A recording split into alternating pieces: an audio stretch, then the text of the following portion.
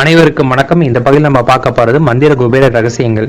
நம்ம வீட்டோட தென்கிழக்கு பகுதி எதுன்னு பார்த்துட்டு அந்த இடத்துல பாத்தீங்கன்னா ஒரு 9 மீன்கள் இருக்கக்கூடிய ஒரு மீன் தொட்டி கொண்டு வந்து வைக்கணும். அதுல முக்கியமான விஷயம் என்னன்னு கேட்டீங்கன்னா, அந்த 9 மீன்ல 8 மீன்கள் பாத்தீங்கன்னா கோல்டு ஃபிஷ், அதாவது பாத்தீங்கன்னா இந்த சிகப்பு மஞ்சள் இந்த மாதிரி கலந்த மீனை வச்சுட்டு அதுல ஒரே ஒரு மீனை மட்டும் பாத்தீங்கன்னா கருப்பு நேரத்துல உள்ள மீனா வைக்கணும். அப்படி வைக்கிறனால நம்ம வீட்டுல பாத்தீங்கன்னா அதிர்ஷ்டம் பெருக ஆரம்பிக்கும், பண வரவுல அதிகரிக்க ஆரம்பிக்கும். இதை பாத்தீங்கன்னா எல்லாருமே முயற்சி பண்ணி பாருங்க. ஏன்னா நாங்க பண்ணி எங்களுக்கு மாறுதல் இந்த இதுல தெரிஞ்சிருக்கு. அதே போல வீட்டோட கிழக்கு பகுதி எதுன்னு தெரிஞ்சுக்கிட்டு அந்த இடத்துல சில்லறை காசுகள் ஒரு பானையில போட்டு வைங்க. இதுக்கு பாத்தீங்கன்னா இந்த சின்ன குழந்தையில பாத்தீங்கன்னா ஒரு சின்ன சைஸ் பானையில வச்சு நம்ம விளையாண்டுருப்போம். அந்த மாதிரி பானையில பாத்தீங்கன்னா காசு போட்டு வைக்கிறது ரொம்ப ரொம்ப நல்லது. அதோட வாய்ப்பகுதி மூடாம கிழக்கு பகுதியில பார்த்த மாதிரி வைங்க.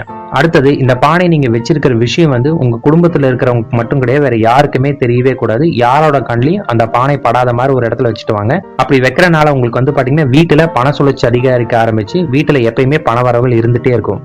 நம்ம வீட்டு சமையல் அறையில ஒரு சதுரமான கண்ணாடி மாட்டி வைங்க. அந்த சதுரமான கண்ணாடியை பாத்தீங்கன்னா நம்ம சாப்பாடுற சாப்பாடு அந்த கண்ணாடியில பிரதிபலிக்கிற மாதிரி வச்சு வைக்க ஆரம்பிங்க.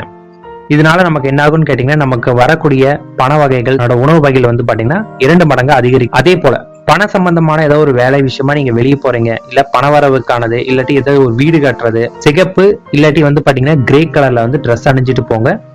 இதனால பாத்தீங்கன்னா உங்களுக்கு போற இடத்துல நல்ல வரவுகள், நீங்க போன இடம் நீங்க நினைச்ச மாதிரி உங்களுக்கு நிக்கிற மாதிரி இருக்கும். அது போன்ற ட்ரெஸ் உங்ககிட்ட இல்லைன்னா அட்லீஸ்ட் பாத்தீங்கன்னா கர்ச்சீப்பாச்சும் அந்த கலர்ல வச்சுட்டு போய்க்கோங்க. உங்க உடம்புல பாத்தீங்கன்னா ஏதாவது ஒரு உடல் வியாதிகள் இருந்து அதோட காரணமே உங்களுக்கு தெரியாம நீங்க மருத்துவர்கிட்ட போயுமே அதுக்கான காரணம் தெரியாமல் இருந்துச்சுன்னா, ஒரு பப்பாளி பழம் ஒண்ணு எடுத்து உங்களோட தலையை 27 முறை சுத்திட்டு வலது சைட்ல இருந்து இடது புறமா சுத்திட்டு அதை பசுக்கு சாப்பிட கொடுங்க. அப்படி சாப்பிட ஆரம்பிச்சுச்சுனாவே நம்ம உடம்புல உள்ள வியாதிகள் குணமாகிறது நம்மளோட கண் முன்னே தெரிய ஆரம்பிக்கும்.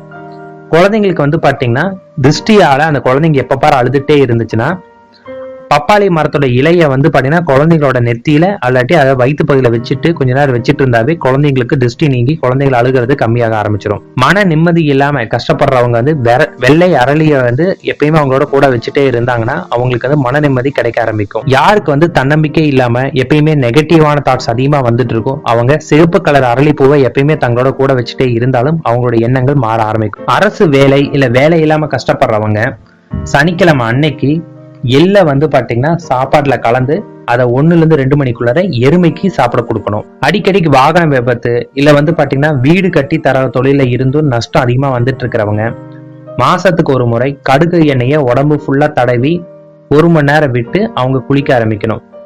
இது பாத்தீங்கன்னா செவ்வாய் தோஷம் உள்ளவங்களும் இதே வேலையை செய்யலாம். குடும்பத்துல அடிக்கடிக்கு மனைவி கணவனுக்குள்ள சண்டை நடந்துட்டு இருந்தாலும் இவங்க இந்த வேலை பண்ணலாம். இதனால இந்த பிரச்சனைகள்ல இருந்து அவங்க சீக்கிரமா விடுபட ஆரம்பிப்பாங்க.